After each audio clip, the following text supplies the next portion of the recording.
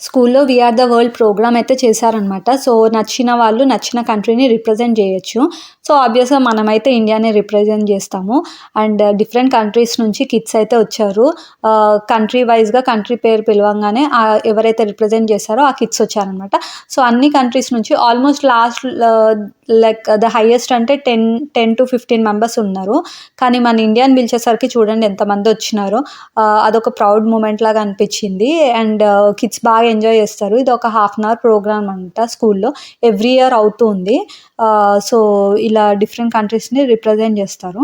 And ఇది అయిపోయిన తర్వాత, ఈ ప్రోగ్రామ్ అయిపోయిన తర్వాత నెక్స్ట్ 2 డేస్‌కి ఉగాది ఏమో ఉండింది. అండ్ ఉగాది షాపింగ్ చేద్దామనైతే ఎళ్ళినాను. మెయిన్‌గా ఉగాది ఒక 2 డేస్, 1 డే బిఫోర్ మాత్రమే వేప పువ్వు ఇవన్నీ అవైలబుల్ ఉంటాయి. ముందైతే దొరకవనమాట.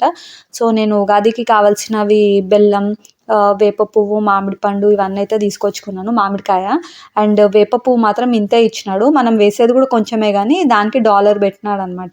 సో, కాకపోతే ఖచ్చితంగా వేయాలి కాబట్టి నేనైతే తీసుకొచ్చాను. అండ్ ఫస్ట్ టైం గోధుమతో పోలేలు అంటే కొంతమంది బొబ్బట్లంటారు, పోలేలంటారు. అవైతే ట్రై చేసినాను. చాలా వచ్చింది.